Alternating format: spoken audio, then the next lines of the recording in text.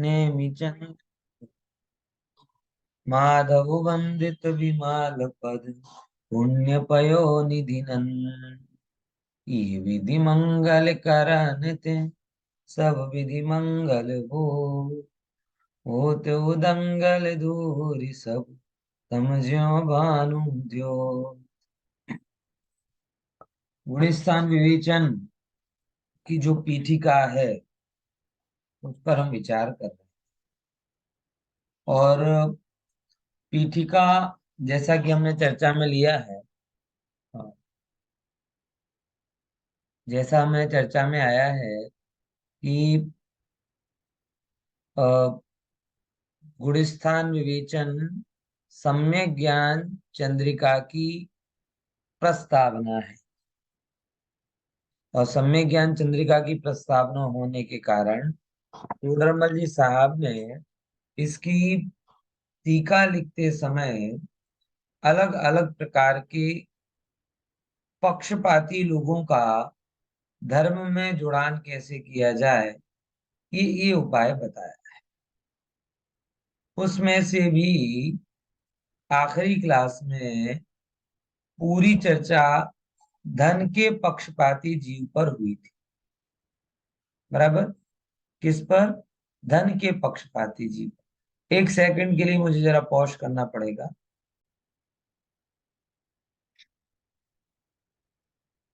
एक जो धन का पक्षपाती है उस जीव को यहाँ पे टोटा मजी साहब ने हाईलाइट किया। उसने ये कहा कि भैया धन से ही प्रभाव ना होती है, पंडित भी धनवानों के यहाँ पर रुकते हैं, धन ही सब प्रकार का काम करता है। तो उन्होंने बोला कि लोभी पंडित हो और धूर्त धनवान हो तो ये होता है, वरना नहीं होता। समझे?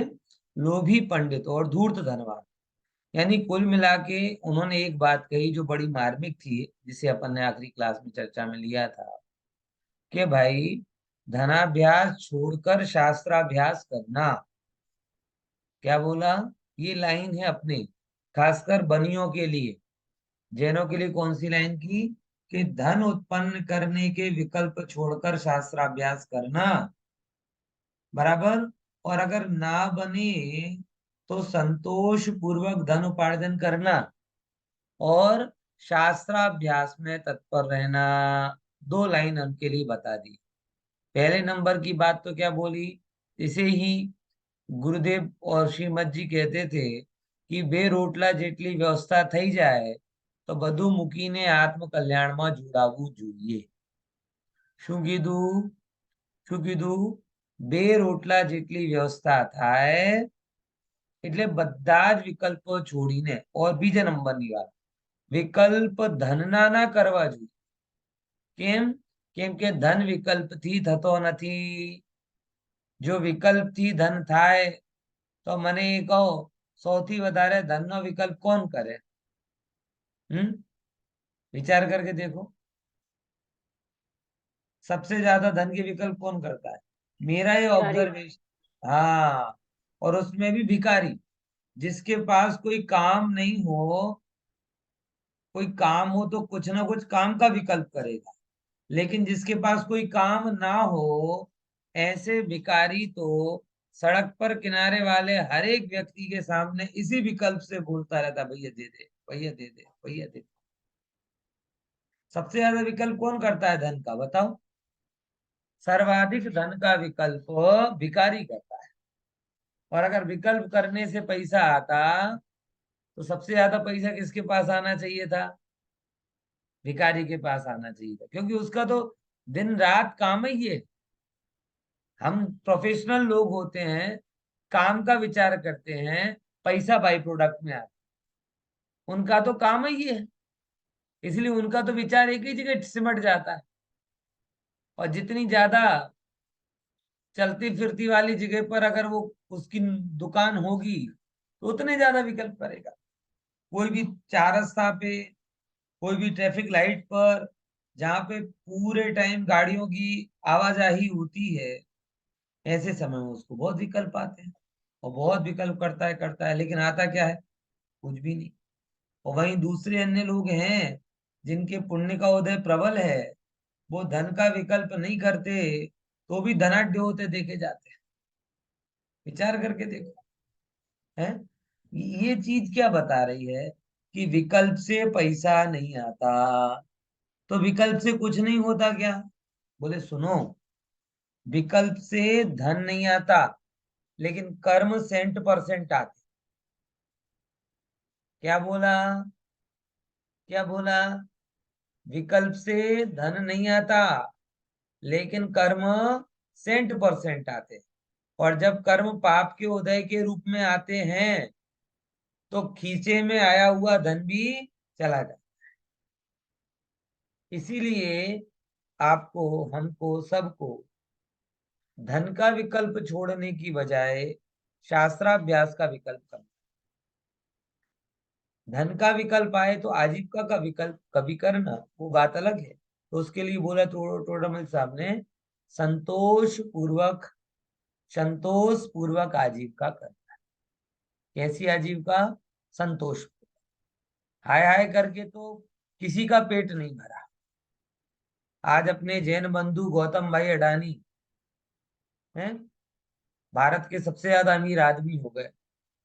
और एक्स जैन बंधु मुकेश अंबानी, वो भी बहुत बड़े अमीर आदमी। उनका कहां पर हुआ का? इच्छा किसकी पूरी हुई? जितने भी हैं किसकी इच्छा पूरी होगी? यानी संतोष करोगे तो वो इच्छाएं भी पूरी, मतलब काम ठीक ठाक रहेगा। लेकिन अगर संतोष नहीं रहा तो बादशाहत भी कोई काम की होती नहीं। बराबर ख्याल में है? क्योंकि एक जगह का बादशाह होगा तो फिर बोलेगा कि यार चलो यहाँ के बादशाह बन जाए, वहां के बादशाह बन जाए। शास्त्रों में तो, श्वेतांबर शास्त्रों में एक कहानी आती है जो हालांकि पूरी तरीके से काल्पनिक है, लेकिन मानव मन को समझाने के लिए बहुत अच्छा है। कि चक्रवर्ती कौन से क्षेत्र का धनी होता है? 6 खंड का धनी होता है। यानी मैक्सिमम में मैक्सिमम मनुष्य होकर अगर कोई संपत्तिवान हो सकता है तो कौन है? चक्रवर्ती। तो श्वेतांबर में एक कथा आती है, अपर कंका की कहानी। उसमें उन्होंने ये बताया है कि चक्रवर्ती होने पर भी उसका मन, पेट भरा नहीं, तो उसने धातकी खंड के चक्रवर्ती पर हमला करने की सोची है। हालांकि ऐसा होता नहीं है, लेकिन मन, मानव के मन के धरातल पे हजारों बार होता है। इंद्र का वैभव देखे तो चक्रवर्ती का वैभव तुच्छ लगने लगा। समझ में आया? इसीलिए संतोष में ही राह निकलती है। लोभ से तो सब जगह है ना, कि भूल भुलैया ही रहती। जहां पे भी राह निकली है वो संतोष से। और मैं कह रहा हूं, संतोष में इतनी ताकत है कि अल्प स्वल्प धन में भी आप ये कह सकते हो कि नहीं भैया मैं कुछ नहीं चाहिए। और लोभ में इतनी कमजोरी है कि चक्रवर्ती का वैभव भी, आपको मैंने बोला ना, जैसे वो कहानी आती है कि भाई चक्रवर्ती के एक एक 6 खंड का तो हो गया स्वामी, लेकिन मन में आई यार एक ही 6 खंड, 2 6 खंड होते तो बढ़िया हो। चलो 2 6 खंड जीत जाते तो फिर क्या विचार करता, जितने भी 6 खंड है सारे 6 खंड को जीत जाओ, फिर 3 लोग को जीत जाऊंगा। ऐसे करते करते पूरी जिंदगी निकाल देता, लेकिन कुछ भी हाथ आता नहीं। इसीलिए शास्त्राभ्यास छोड़कर धनार्जन नहीं करना, बल्कि धनार्जन के विकल्प छोड़कर शास्त्राभ्यास करना, ये प्रेरणा यहाँ पर दी। ठीक है। अब आगे 23वें नंबर का प्रश्न कौन पढ़ेगा? कौन पढ़ेगा अभी, जिसने पढ़ा ना हो बहुत दिन से? हम्म। वैशाली बहन, चलो आप ही पढ़ो। हाँ,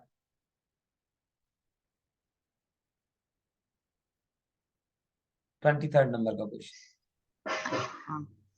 કામ ભોગાદિકનો પક્ષપાતી કહે છે કે શાસ્ત્રાભ્યાસ કરવામાં સુખ નથી, મોટાઈ નથી.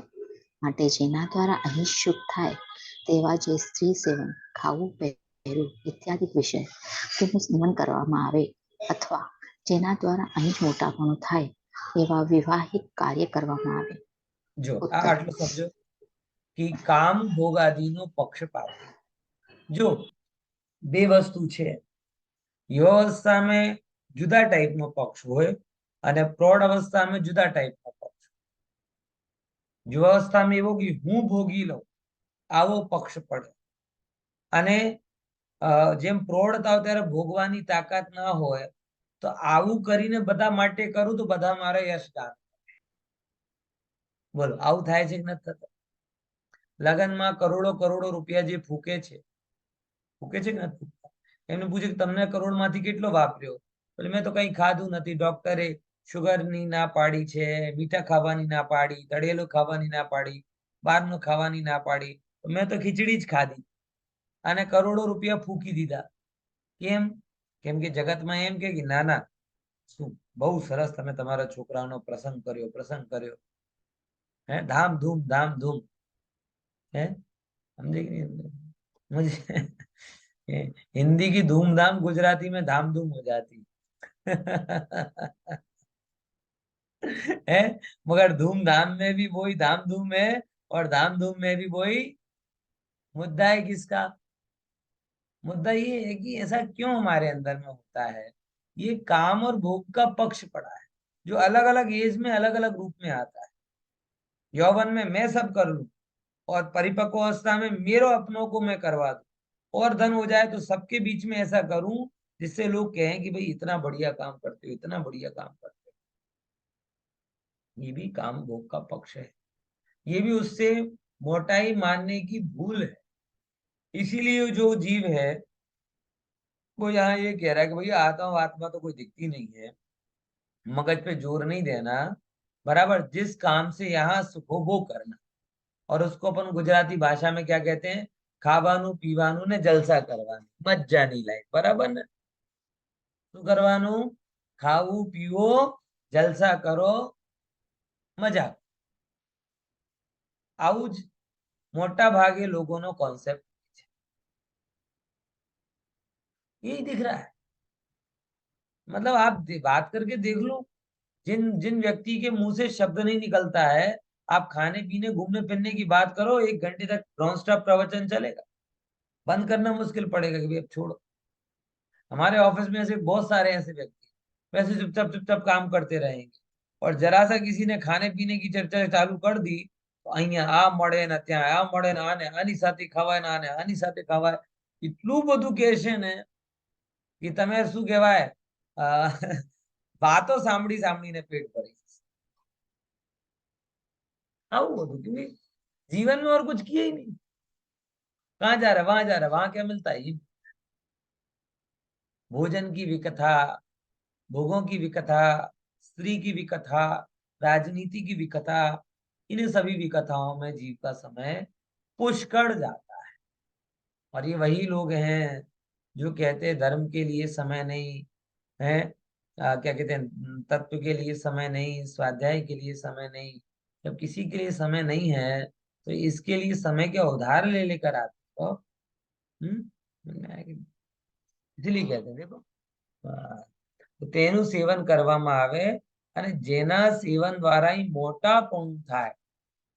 અરે यही मोटापणुं था एवो लगन आदि नो प्रसंग.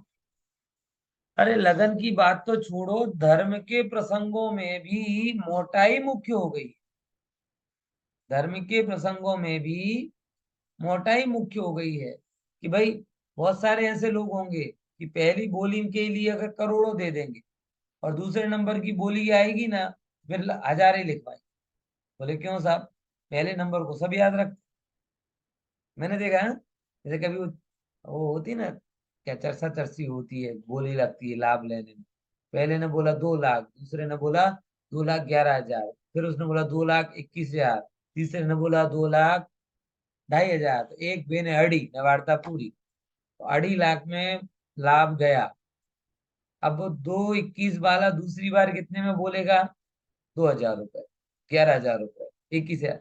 अरे भाई जब तुम 2,21 देने के लिए तैयार हो गए थे तो अगली बोली उससे आगे क्यों नहीं? मतलब मेरे अगर मेरा बस चले, जो कि मैं पहले कह ही चुका हूं कि मेरी साइकिल भी नहीं चलती, बस कहां से चलेगी. लेकिन अगर मेरे हिसाब से काम हो तो सबसे अंतिम बोली सबसे लंबी जाए. क्यों? क्योंकि भाव बढ़ते जा रहे व्यक्ति के। पहली बोली में अगर 2.25 लाख के हुए तो खरेखर तो भाव अगले में बढ़ के आना चाहिए। तो 2.5 की हो, फिर 2.5 वाले का भाव हो गया, फिर रह गया, तो फिर अगली बोली में 3 होना चाहिए। मतलब बढ़ते हुए भाव होने चाहिए, हर बढ़ती हुई बोली के साथ भाव बढ़े। लेकिन यहाँ तो एक बोली में भाव बढ़ते हैं, फिर एकदम नीचे शेयर बाजार शेयर मार्केट नो कड़ाको बोले। तो जे मानस 2.5 लाख સુધી ખેંચીને ગયો તો બીજી વાર કેટલી બોલી? 21,000 रुपया। अब मुझे यहाँ समझ में नहीं आता कि अगर आपको लाभ लेना मुख्य है और आप वास्तव में बोलते हो लाभ है, तो लाभ वो मान का लाभ है कि दान का लाभ है? ઓછા પૈસા બધું લાભ। અરે અહીં તો એમ કે છે કે પૈસાથી લાભ છે જ નહીં, ભાવોથી લાભ છે। ઓછા ને બધાનું વેલ્યુ છે જ નહીં આપણા। एक व्यक्ति लाख रुपए कमाता है और उसने 1,000 रुपए भी नहीं बचाए और लाखों लाख रुपए दे दिए। और एक व्यक्ति करोड़ रुपए कमाता है, उसने 10% दिया। आंकड़े में किसकी ज्यादा लाभ आ रहा है? 10 लाख वाले का। लेकिन एक्चुअल लाभ कौन है? कि जिसने 1 लाख कमाया और एक का 1 लाख दे। अरे 1 लाख भी बहुत होते हैं। अगर वो 11,000 कमाता है और 11 के 11,000 दे देता है तो उसका लाभ ज्यादा। क्यों? क्योंकि यहाँ धन तो माध्यम है, भाव मुख्य। समझ में आया?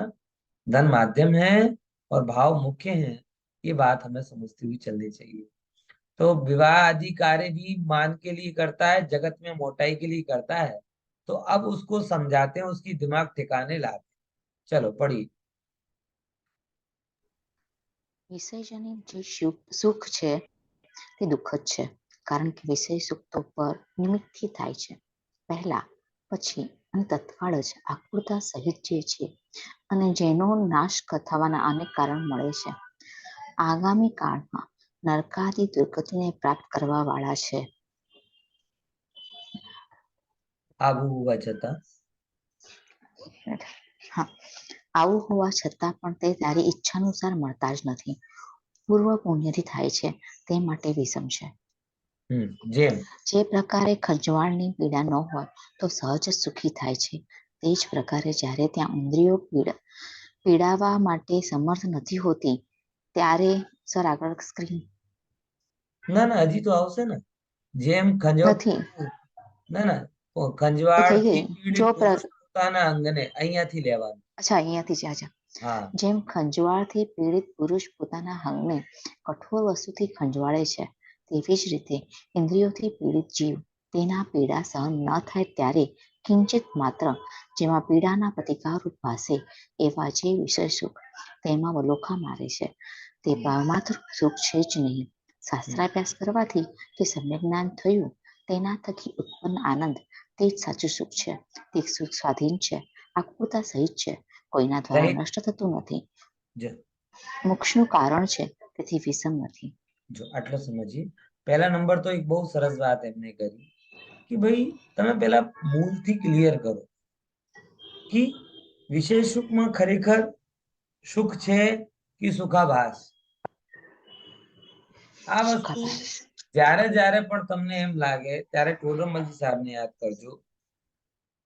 जैसे कुत्ता हड्डी चबाता है। क्या बोला? जैसे कुत्ता हड्डी चबाता है, वहां हड्डी में तो कोई रस है नहीं। खुद के ही मसूड़ों से जो रक्त निकलता है उससे रस आता है। और मानता क्या है कि हड्डी में से रस आता। वैसे ही वैसे ही जब हमें ये विषयों की इच्छा होती है तो विषयों में तो कोई सुख है नहीं, लेकिन जो इच्छा थी उस इच्छा के अनुपात में जो विकल्प पूरे हुए उससे सुखानुभूति। अगर आप क्या कहते हैं, जो भी आप करो कहोगे बाहर का सुख, अगर आप विज्ञान की भाषा में कहोगे तो विज्ञान की भाषा में कहते हैं कि हर एक क्रिया में अंदर में हार्मोन्स निकलते हैं। बाहर में आपको लगता है क्रिया हो रही है, एक्चुअल में क्या है, अंदर हार्मोन्स निकलते हैं और उन हार्मोन्स के कारण आपको अच्छा लगता है। जो जो कर रहे हो उससे अच्छा नहीं लग रहा, उसके साथ में जो सपोर्टरी हार्मोन्स निकल रहे हैं उससे अच्छा लगता है। बराबर।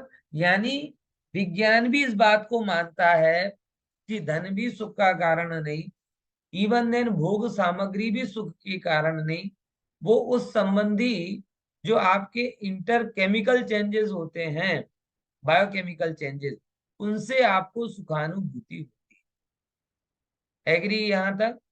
अब मैं आपको बोलूं कि अगर हम ध्यान और ज्ञान के द्वारा इतने सक्षम बन जाएं कि वो बायोकेमिकल प्रोसेस बिना किसी साधन के द्वारा होने लगे नेचुरली, तो आप हर समय उतने ही आनंदित नहीं रहोगे क्या? हैं? अभी तो विज्ञान की भाषा, धर्म की भाषा तो आगे आएगी। ख्याल में आ रहा कि नहीं है? बड़ी प्रैक्टिकली बात कर रहा हूं कि विज्ञान भी इस बात को मानता है कि संयोग से सुख नहीं आया, बराबर। और अब ये भी मानता है शरीर विज्ञान कि बाहर की जो फिजिकल क्रिया हो रही है उससे भी सुख नहीं आ रहा। फिजिकल क्रिया के नैमित्तिक रूप में अंतर में बायोकेमिकल चेंजेस होते हैं, जिससे अलग अलग प्रकार के हॉर्मोन्स निकलते हैं। उनको अलग अलग नाम दिए गए हैं, डोपामाइन, ऑक्सीटोसिन, सेरोटोनिन, बराबर। ऐसे कर करके अलग अलग नाम है। और ये हॉर्मोन्स जब निकलते हैं तो आपको सुखानुभूति होती है। अब मैं आपको इतनी सी बात कह रहा हूं कि कितना अच्छा होवे कि वो सारे हॉर्मोन्स हमारे अधीन हो जाए, मतलब हम अपने आप में इतने प्रसन्न रहें कि वो अपने आप में, वो अपने आप होता रहे प्रोसेस पूरी की पूरी। तो जो आप पर्टिकुलर थोड़े समय के लिए आनंदित रहते हो, अगर आपका अपने ऊपर नियंत्रण हो जाए तो आप हर समय आनंद से भरे। ये क्या नहीं हो सकता? विचार करके देखो। अगर हम अपने आप को इतना प्रसन्न रखें, तत्व ज्ञान के बल से ये हो, तत्व ज्ञान के बल से व्यक्ति इच्छा शून्य हो जाता है, व्यक्ति प्रेम से भर जाता है, स्वार्थ निकल जाता है। और जैसे ही स्वार्थ निकलता है तो स्वार्थ के जो बाई प्रोडक्ट आते हैं, ईर्ष्या, जलन, क्रोध, बराबर, मान, लोभ, बराबर, ये सारी चीजें अपने आप जाने लगती हैं। अंदर में आप खुश रहने लगते हो, खुश रहने लगते हो, सारी चीजें बराबर हो जाती। समझ में आया कि नहीं है? तो ये बात यहाँ कही जा रही है कि धन के द्वारा जो आप भोग आदि की जो बात कर रहे हो, वो तो सुख है ही नहीं। इसके लिए शास्त्रकार ऐसा कहते हैं कि जैसे खाज की का रोगी कोई व्यक्ति हो और खुजाता है, और खुजाते खुजाते उसे अच्छा लगता है, तो उसमें जो अच्छा लगना है उसे लगता है खुजाने से अच्छा लग रहा है, खुजाने से कोई अच्छा नहीं लगता। अच्छा कैसे लग रहा है कि ये जो जो खंजवाड़ का जो विकल्प हो रहा है, वो विकल्प मिटा तो उसे अच्छा लगता है। तो उपाय क्या है? खाज होने पर खुजाना उपाय है कि खाज मिटाना उपाय है? बताओ। खाज खुजली होने पर खुजाना उपाय नहीं है, खाज मिटाना उपाय, उस फंगस को दूर करना। अब ये खुजाने के उपाय से तो फंगस दूर होती नहीं है, बल्कि बढ़ती और है। आप किसी भी डॉक्टर को बोलोगे, आप करोगे, ये होता है डॉक्टर का पहला काम, नाखून नहीं लगाना उसमें। आपको बड़ा मजा आता है, डॉक्टर का तुम रोग बढ़ा रहे हो। समझे कि नहीं समझे? हाँ, ये बात है। हमारे जो उपाय हैं वो खाज होने पर खुजाने जैसे, और जिनवाणी से जो उपाय होता है वो खाज को मिटाने जैसे। इसीलिए जिसने जिनवाणी का स्वाध्याय किया है उसे विषयों की खाज होती ही नहीं है, इसीलिए उसे कोई जाति का दुख भी नहीं होता। ये यहाँ पर बात आ रही, बराबर ना? और इसीलिए यहाँ पर कहते हैं कि भाई जे जे खंजवाड़नी पीड़ा ना होए तो सहज सुखी થઈ જાય, અને ત્યાં इंद्रियो पीड़ावा माटे समर्थ होती જ નથી। सिंपल वस्तु, जो दुख में हो तो दुख को दूर करने के लिए इंद्रिय विषयों का सहारा ले, मगर कोई जीव दुख में ही ना हो, सुख से भरा हुआ हो, चलो चल, तो फिर दुख में जाने का क्यों प्रयास कर? समझे कि नहीं समझे? हैं? हाँ। क्या हमें ऐसा ऐसा अच्छा नहीं लगे कि बस अंदर में इतने संतुष्ट और तृप्त रहे कि कोई बात की कमी ना रहे। तो फिर कोई चीज की जरूरत क्या है।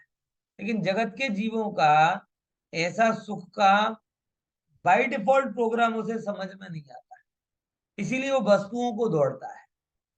गाड़ी ली तो मकान के पीछे दौड़ेगा, मकान ले लिया तो वर्ल्ड टूर के पीछे दौड़ेगा, फिर वर्ल्ड टूर कर लिया तो एक वर्ल्ड से दूसरे वर्ल्ड, एक देश से दूसरे देश की तरफ दौड़ेगा, एक काम से दूसरा काम करना चाहेगा, एक को संबंध छोड़ के दूसरे के साथ संबंध बनाना चाहेगा।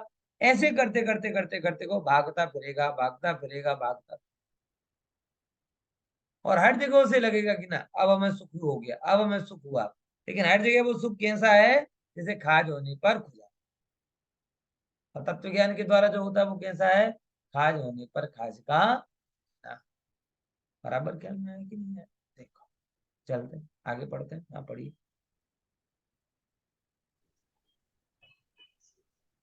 पढ़िए। જે જે પ્રકાર જે પ્રકારે જો ખંજવાળની પીડા ન હોય તો સહજ જ સુખી થાય છે, તે જ પ્રકારે જ્યારે ત્યાં ઇન્દ્રિયો પીડાવા માટે સમર્થ નથી હોતી ત્યારે સહજ જ સુખ પ્રાપ્ત થાય છે. માટે વિષય સુખને છોડી શાસ્ત્રાભ્યાસ કરવો. જો સર્વથા વિષય ન છૂટે તો જેટલું થઈ શકે તેટલું છોડી શાસ્ત્રાભ્યાસમાં તત્પર રહેવું. તે વિવાહાદિક કાર્યમાં મોટાઈ થવાનું કહ્યું. તે મોટાઈ કેટલા દિવસ રહેશે? જેના માટે મહાપાપારંભ કરી નરકાદિમાં ઘણા કાળ સુધી દુઃખ ભોગવવું પડશે, તે કાર્યોમાં તારાથી પણ વધારે ધન લગાવવાવાળા ઘણા છે. તેથી વિશેષ મોટાઈ પણ થવા વાળી નથી. તો આટલું શાસ્ત્રાભ્યાસ તો સમજીએ. એવી મોટાઈ. કોડરમલજી સાહેબ એમ કહે છે, એટલે એમનું સમાધાન એવા હોય, બે ત્રણ જાતના સમાધાન, એક થી વાત નહીં, આ તો થશે જ નહીં, આવું પણ થશે, આવું પણ થશે। એટલે આ બહુ કમ્પ્લીટ સોલ્યુશન આપે છે। પહેલા નંબર पे उन्होंने तर्क दिया कि મોટાઈ થવાનું કહ્યું, તો પહેલા કહે કે તું થોડાક વિચાર, આ ગમે તેટલા મોટાઈ તું કરે કેટલા દિવસની રહેશે બોલ। અને બીજા નંબરની વાત, તું ગમે તેટલું સારું કરશે, લોકો સત્ય એ છે, કટુ સત્ય, કે સામને બધા જ એમ કહેશે બહુ સરસ, બહુ સરસ, બહુ સરસ, અને પીઠ પાછળ બધા એમ કહેશે આવું હતું, આવું હતું, પેલું હતું, બીજું હતું, ત્રીજું હતું। બોલે થાય છે કે નથી થતું? આપણે એ ક્યારે વિચારતા નથી કે એક તમને 600 રૂપિયાની ડીશ જમાડવા માટે એ કેટલા દિવસ મજદૂરી કરે,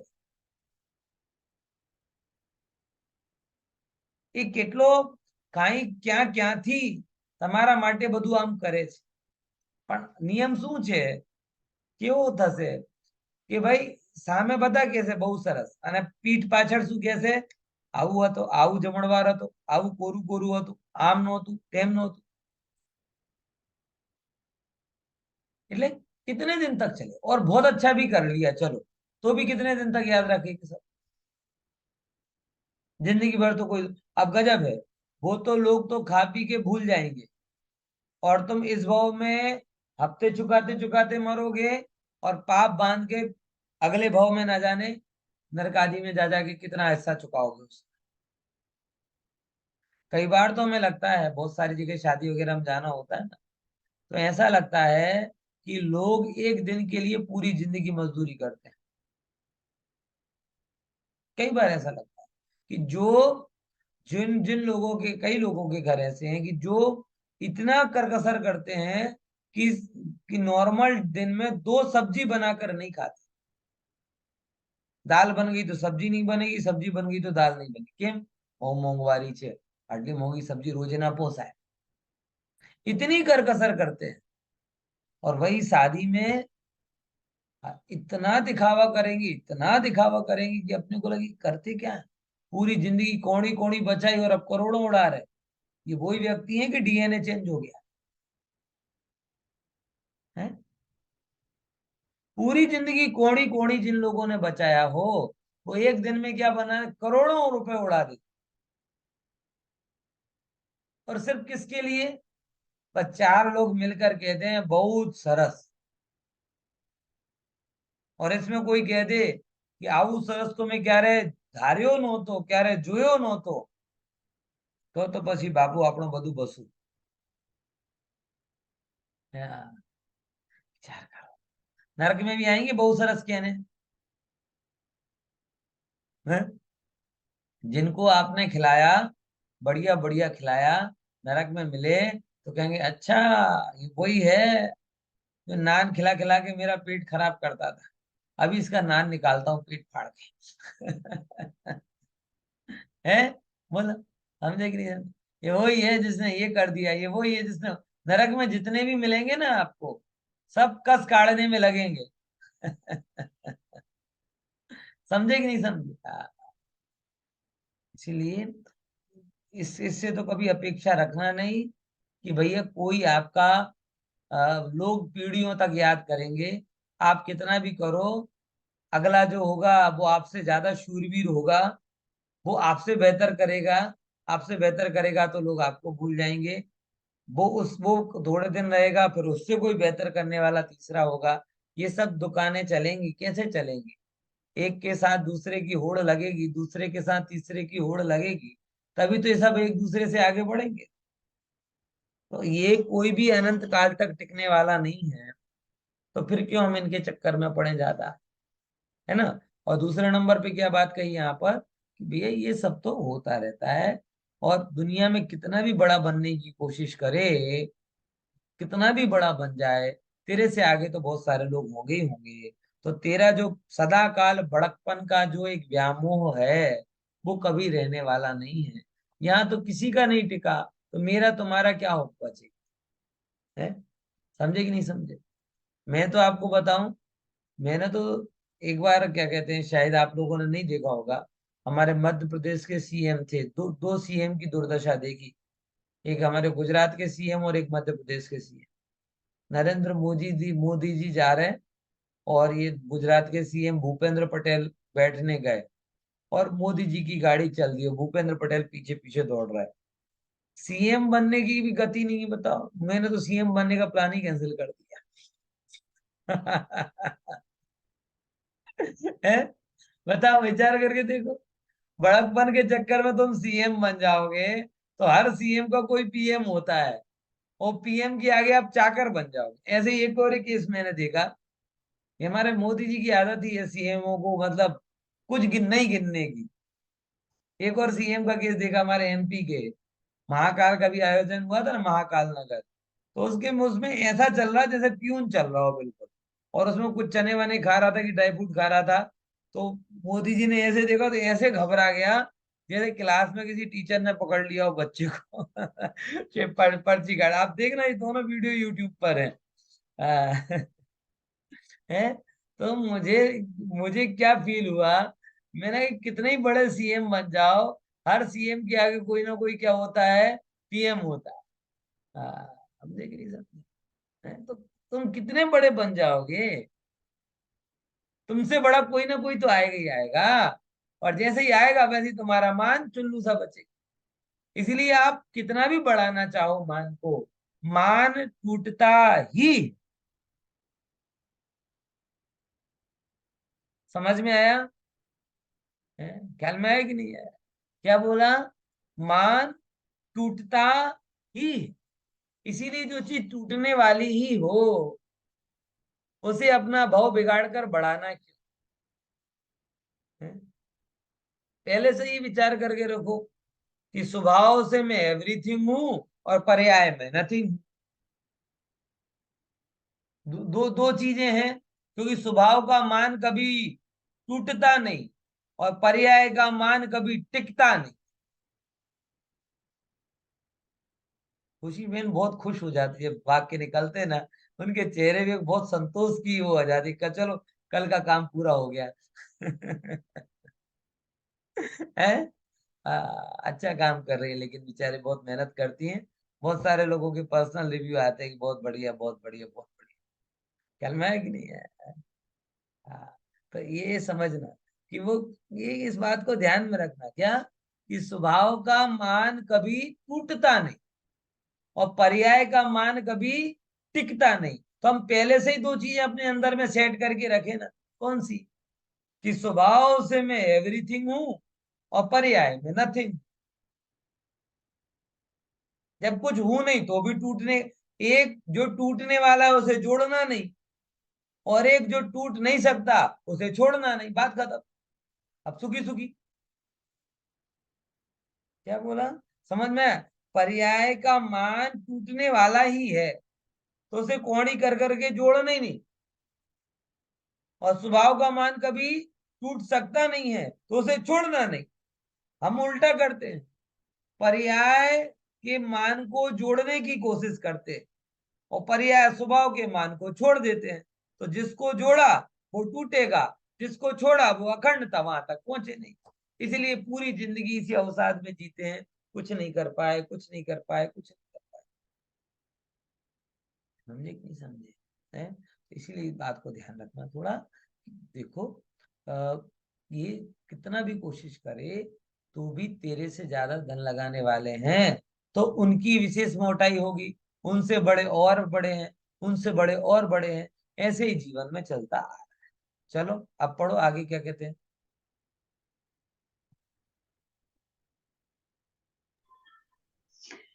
શાસ્ત્રાભ્યાસી हम्म, શાસ્ત્રાભ્યાસી તો એવી મોટાઈ થાય છે કે જેની સર્વજન મહિમા કરે છે, ઇન્દ્રાદિક પણ પ્રશંસા કરે છે અને પરંપરાથી સ્વર્ગ મુક્તિનું કારણ છે. માટે વિવાહાદિક કાર્યોનો વિકલ્પ છોડી શાસ્ત્રાભ્યાસનો પુરુષાર્થ કરવો. સર્વથના ન છૂટે તો બહુ વિકલ્પ ન કરશો. આ પ્રકારે કામ ભોગાદિકના પક્ષપાતીને શાસ્ત્રાભ્યાસમાં સન્મુખ કર્યો. આ પ્રકારે અન્ય જીવ પણ જે વિપરીત વિચારથી આ ગ્રંથના અભ્યાસમાં અરુચિ પ્રકટ કરે છે, તેઓને યથાર્થ વિચાર કરી આ શાસ્ત્રના અભ્યાસમાં સન્મુખ થવા યોગ્ય છે. अब क्या कहते हैं, शास्त्राभ्यास करने से तो ऐसी मोटाई होती है कि सर्वजन महिमा करते हैं। सभी लोग, सभी लोग। आज आप 2000 साल पुराने किसी पैसे वाले का नाम जानते हैं? बताओ, 2000 साल पुराने पैसे वाले का नाम। लेकिन 2000 साल पुराने कुनकुनाचार्य का नाम सब जानते। 1400 साल पुराने वाले कोई हम धनपति को जानते हैं, लेकिन 1400 साल पुराने पूज्यपाद स्वामी को सब जानते। गुरुदेव श्री को गए 100 साल हो गए, इसमें कितने कितने करोड़पति अब्जोपति हो गए होंगे, किस किस का नाम तो आपको याद है? लेकिन गुरुदेव श्री का नाम चल रहा है। क्यों? क्योंकि वो शास्त्र अभ्यास, यानी शास्त्र, अगर आप साहित्य भी देखो, और ना केवल धर्म में बल्कि लौकिक लिटरेचर में भी, अगर आप कालिदास देखो, 2300 साल पहले हुए पतंजलि को देखो, 2600 साल पहले हुए पाणिनि को देखो, सुश्रुत देखो, चरक देखो, इनके नाम पैसे वालों से ज्यादा अमर है कि नहीं? उस जमाने के कितने धन वाले होंगे लोग, किसी को कोई नहीं जानता।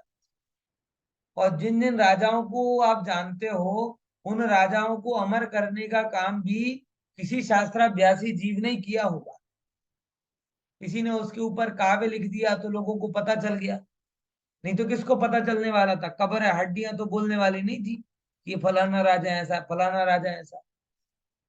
किसी अशोक ने शिलालेख लिख दिए, तो लिखवाने वाला तो कोई शास्त्राभ्यासी जीव होगा, तो आज अशोक को याद कर रहे हैं। समझे कि नहीं समझे? किसी बाण भट्ट ने हर्ष का परिचय लिख दिया तो लोग हर्ष को याद कर रहे हैं। किसी रविशेण ने पुलकेशिन का वर्णन कर दिया तो लोग उसे याद कर रहे हैं। समझ में आया? यानी जिन राजाओं को याद किया, अरे वाल्मीकि और अगर क्या कहते हैं रविशेण जैसे आचार्य नहीं होते तो राम को भी कौन याद करता? विचार करके देखो। यानी जगत में जो भी आज याद है, अगर तुझे याद करने की भी इच्छा है, तो धन वाला भले ही आपको बहुत सुखी दिखाई दे रहा हो, और शास्त्राभ्यासी जीव भले ही आज आपको सुखी नहीं दिखाई दे रहा हो, विपन्न दिखाई दे रहा हो, लेकिन इतिहास में वो शास्त्राभ्यासी जीव दर्ज हो जाएगा। धनवान तो कहाँ का कहाँ खो जाए। इतने राजा हो गए, उनमें आज भोज को याद करते हैं लोग, क्यों? क्योंकि वो राजा के साथ में शास्त्राभ्यासी, भले जो उनकी शिक्षा व्याकरण जानते थे, काव्य जानते थे वगैरह। तो कहना क्या चाह रहा हूं कि विद्या से चिरंजीविता प्राप्त होती है। धन तो धूल है, पहले भी उसमें दम नहीं थी, हाथ में है तब भी दम नहीं है, हाथ से निकल जाएगा तो भी कोई गम नहीं। क्यों? क्योंकि वो धूल थी। विद्या और ज्ञान अमृत है, पहले भी कीमती था, जिसके पास आ जाए वो भी कीमती है, और वो कभी जाना। समझे कि नहीं समझे? इसीलिए हर प्रकार के जीव को यहाँ ये कह रहे हैं कि भैया तुम शास्त्र अभ्यास में लगो। इंद्रादिक प्रशंसा करते, और परंपरा से स्वर्ग मुक्ति का कारण भी बनता है। कषाय की मंदता होगी तो स्वर्ग का कारण बनेगा, और कषाय का अभाव होगा तो मुक्ति का कारण बनेगा। इसीलिए क्या कहते हैं, विवाह आदि कार्यों के विकल्प छोड़कर शास्त्राभ्यास का पुरुषार्थ करो। किस पे ध्यान देना? शास्त्राभ्यास। और अगर सर्वथा ना छूटे तो क्या करो? फिर भी कह रहे, बात तो देखो टोडरमल साहब आदर्शवादी नहीं है, यथार्थ के धरातल पे खड़े। उन्हें पता है, उन्हें पता है कि ये क्लास सुनने वाले सब गृहस्थ हैं, और गृहस्थ हैं तो आजीविका का विकल्प तो रहेगा ही रहे। समझ में आया? तो अगर बहुत विकल्प नहीं छूट पा रहा हो तो उचित प्रवृत्ति करो, मर्यादित प्रवृत्ति करो, अनुचित प्रवृत्ति मत करो, अमर्यादित प्रवृत्ति मत करो। इतना तो ध्यान। ख्याल में आया? समझे कि नहीं समझे? तो ये बात यहाँ पे क्या, मर्यादित तो टोटल सब समझते हैं गृहस्थ के लिए, क्योंकि वो स्वयं ऐसे व्यक्ति हैं कि जिन्होंने आजीविका के लिए अपना देश छोड़ा। टोटल साहब थे जयपुर के, लेकिन आजीविका के लिए कहाँ गए थे? सिंगाड़ा। अब सिंगाड़ा गए थे वो जगह पर, तो कोई खुशी से तो गए नहीं होंगे, कोई कोई ना कोई प्रॉब्लम होगी तभी गए होंगे। समझ में आया? और पहले इतनी ज्यादा गरीबी थी कि एक व्यक्ति अपने ही परिवार का भरण पोषण तो मुश्किल से कर पाता था, तो अगर समाज के लोगों को मान भी हुआ होगा तो कहाँ तक वो सेवा कर पाए। और टोडरमल साहब जी जैसे जीव हो सकता है स्वीकार भी ना किया हो। बराबर, तो ऐसा है इनका सुन। तो ये कह रहे कि मर्यादित प्रवृत्ति करो। फिर कहते हैं कि सर्वथा बहु विकल्प ना करो, એ પ્રમાણે વિપરીત વિચારથી આ ગ્રંથના અભ્યાસમાં અપરુચિ કરે, તેના માટે આ વાત કરી। હવે એક અન્ય મત વાળો આવે, એ શું કહે છે સમજ। અન્ય મત વાળો પढ़ो। અહીં અન્ય મતે કહે છે કે તમોએ પોતાના શાસ્ત્રનો અભ્યાસ કરવાને દ્રઢ કર્યો। અમારા મતમાં વિવિધ યુક્તિઓ આદિ સહિત શાસ્ત્ર છે, તેનો પણ અભ્યાસ શા માટે ન કરાવાય? જો અન્ય મત વાળા શું કહે, ભાઈ તમારા ત્યાંની વાત કરો છો બરાબર છે, તમારો ત્યાંનો પણ કરો, અમારો ત્યાંનો પણ કરો, અમારા મતમાં પણ ઘણું બધું છે, અમારો અભ્યાસ કેમ ના કરીએ? તો હવે કે શું કહે છે ટોડરમલ સાહેબ, બોલો। તમારા મતના શાસ્ત્રોમાં આત્મહિતનો ઉપદેશ નથી, ક્યાંક શૃંગારનો, ક્યાંક યુદ્ધનો, ક્યાંક કામ સેવનનો આદિ, ક્યાંક હિંસાધિકનું કથન છે, અને તે તો વિના ઉપદેશ જ સહજમાં જ થાય છે, તેથી તેને ત્યજવાથી હિત થાય છે। અન્ય મત તો ઉલટું તેનું જ પોષણ કરે છે, માટે તેનાથી હિત કેમ થશે? आज कितनी बढ़िया बात कही।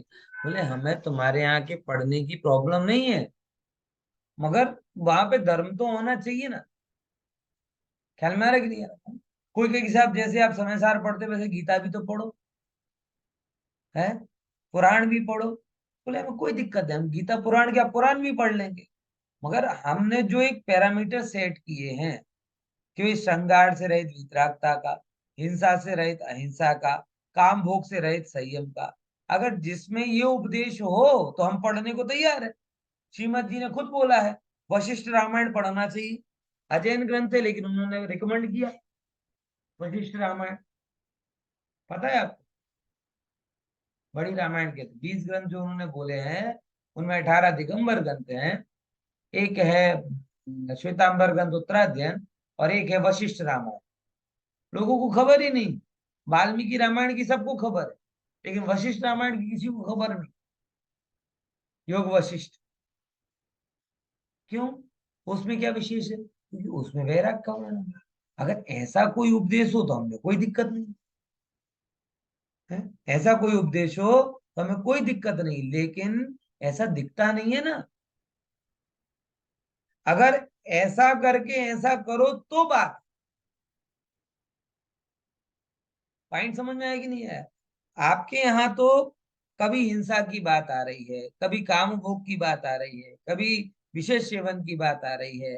तो ये सब चीजें तो बिना प्रेरणा के होती, और जो चीजें बिना प्रेरणा के हो रही हो उनके उपदेश की क्या जरूरत?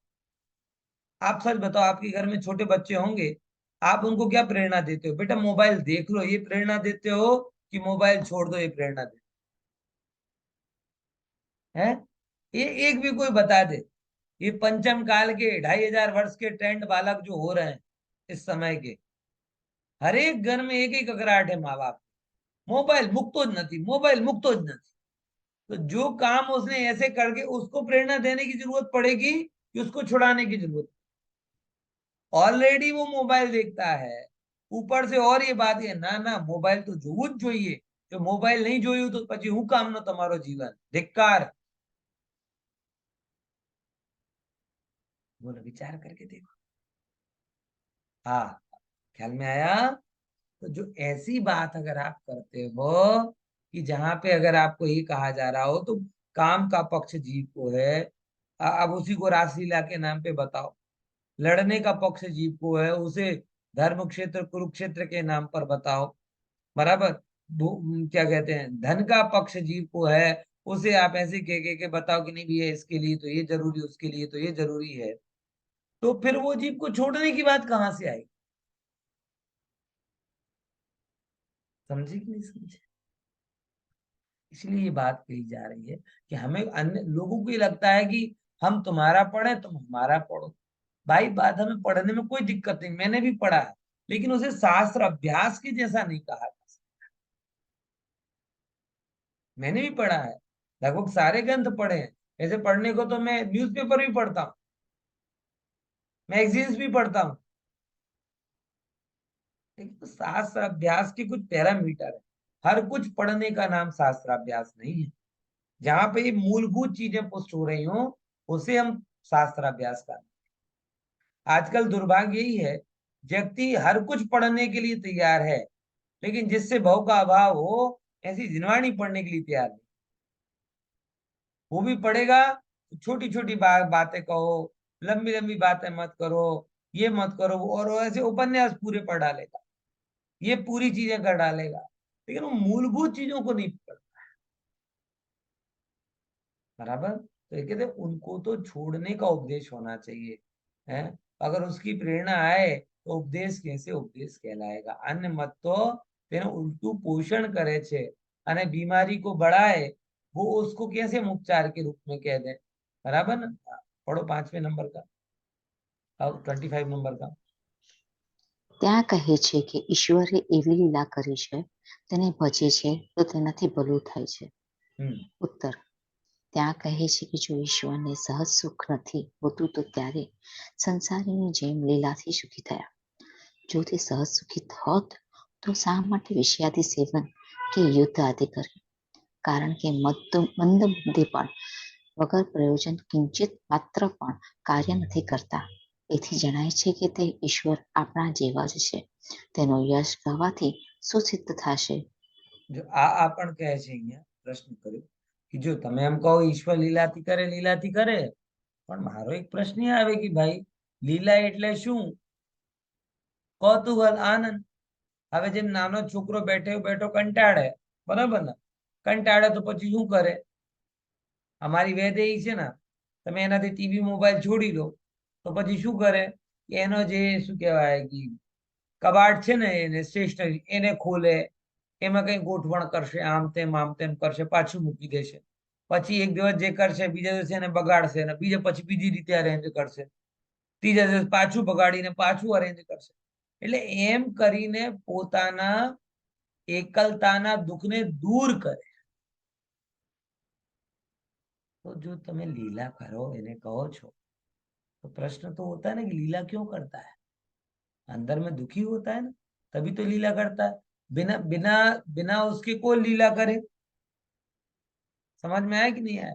तो ऐसे अगर आप मानते हो तो ईश्वर भी हमारे जैसा ही सिद्ध हुआ, और जो हमारे जैसा ही हुआ उसका यश गाने से क्या फायदा।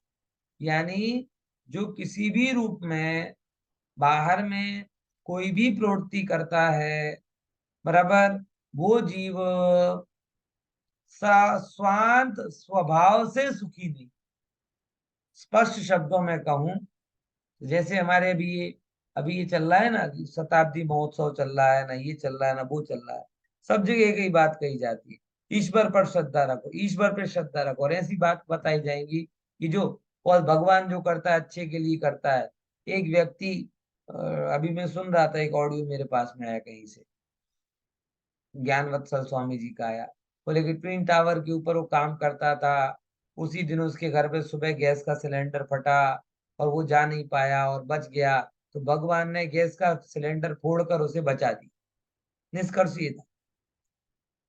तो ये एक प्रश्न होना चाहिए, एक जगह गैस का सिलेंडर फोड़ के बचा दिया, और दूसरी जगह बिल्डिंग को फोड़ करके सबको उड़ा दिया। क्योंकि ये दो भगवान अलग अलग तो नहीं है कि गैस सिलेंडर फोड़ने वाला भगवान अलग हो और बम का विस्फोट धमाका करने वाला भगवान अलग। बताओ, या हो तो बता दो, तो हम उसकी पूजा करें जो केवल गैस सिलेंडर फोड़ के बचा है। उसकी पूजा ना करें कि जो जो बम का फोड़ के सबको उड़ाए। अगर एक के बचाने वाले कार्य को आप भगवान से जोड़ते हो, तो इतने लोग मर गए, उसको भी मतलब दो चीजें निकलेंगी। या तो भगवान का पूरा कंट्रोल नहीं है, कहीं कहीं से गड़बड़ी है, या फिर उन लोगों का मरना अच्छा है। पॉइंट समझ में आया कि नहीं आया, क्या बोल रहा हूं? समझे कि नहीं समझे? अगर ये मेरे दृष्टांत जो मैंने बोला था वो आपको समझ में आया ना? बड़ी लंबी कहानी उनने बताई थी, शॉर्ट में मैंने बोल दी कि वो रोज वहां ट्विन टावर पे नौकरी करने जाता था। ट्विन टावर ही थे ना वो, नहीं sorry, world trade, twin tower तो मलेशिया में, world trade centre, twin tower कहते हैं ना उनको भी। हाँ, वर्ल्ड ट्रेड सेंटर थे, बराबर। वो रोज जाता था 50 माले। उस दिन उसके घर में क्या हुआ, गैस का सिलेंडर फूटा, और वो उसकी रिपोर्ट रिपोर्ट के चक्कर में जा नहीं पाया, और जा नहीं पाया तो बच गया। बच गया तो मतलब फिर वो बहुत कहे, ये भगवान तेरा बहुत उपकार कि तूने क्या किया, गैस सिलेंडर फोड़ करके मुझे बचा दिया। उसकी इस बात में कितना बड़ा आरोप है ये उसे समझ में नहीं आ, कि अगर किसी भगवान ने गैस सिलेंडर फोड़कर किसी को बचाया, तो दूसरा मतलब क्या निकलता है कि उसी भगवान ने बम से हजारों लोगों को उड़ा दिया। या तो दो भगवान माने पड़ोगे, एक भगवान उड़ाने वाला भगवान ज्यादा पावरफुल है, बचाने वाला भगवान कम पावर। तो तुम किसकी पूजा करते? या फिर ये मानो कि उड़ाने वाले ने भी जो उड़ाया वो भी अच्छा ही था, इतने लोग मरे वो भी अच्छे ही थे, कह दो जाहिर में।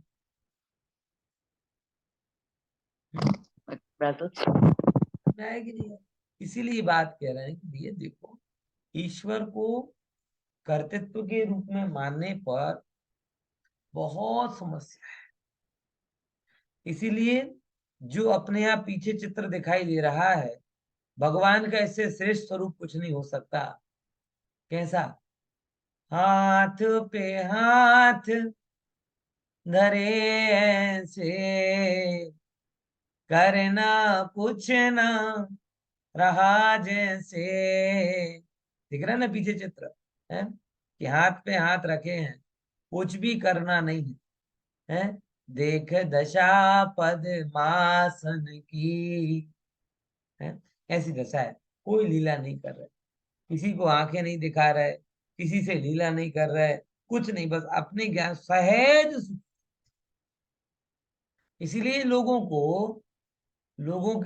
कहते हैं कि जैन नास्तिक। क्यों जैन नास्तिक है? भगवान को कर्ता नहीं मानते इसलिए। अरे भगवान के सच्चे स्वरूप को मानने वाले जगत में एकमात्र सच्चे आस्तिक जीव हैं तो जैन। वो भी वही जो ये जान रहे।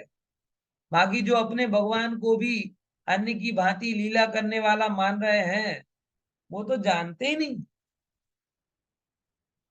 हैं। वो तो सब जगह यही कहते हैं।